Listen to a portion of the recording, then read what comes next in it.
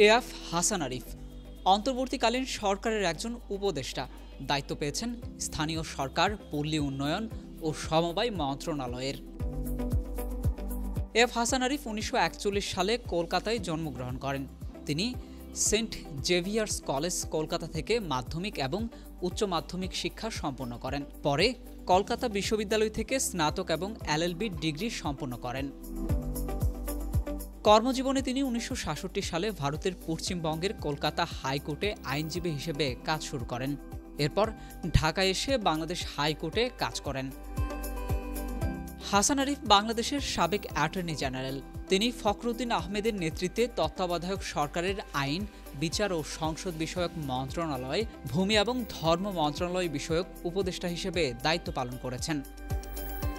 ২০০১-এর October থেকে ২০০৫-এর April পর্যন্ত বাংলাদেশের অ্যাটর্নি জেনারেল হিসেবে নিযুক্ত ছিলেন। এছাড়া তিনি ২০০৮ সালের জানুয়ারি থেকে ২০০৯ সালের জানুয়ারি পর্যন্ত বাংলাদেশের তত্ত্বাবধায়ক সরকারের আইন উপদেষ্টার দায়িত্ব পালন করেন।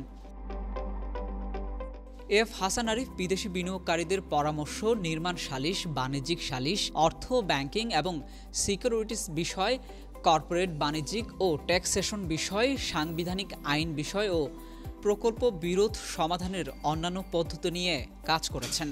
এখন উপদেষ্টা হিসেবে দায়িত্ব পালন করছেন স্থানীয় সরকার, পল্লী উন্নয়ন ও সমবায় মন্ত্রণালয়ের।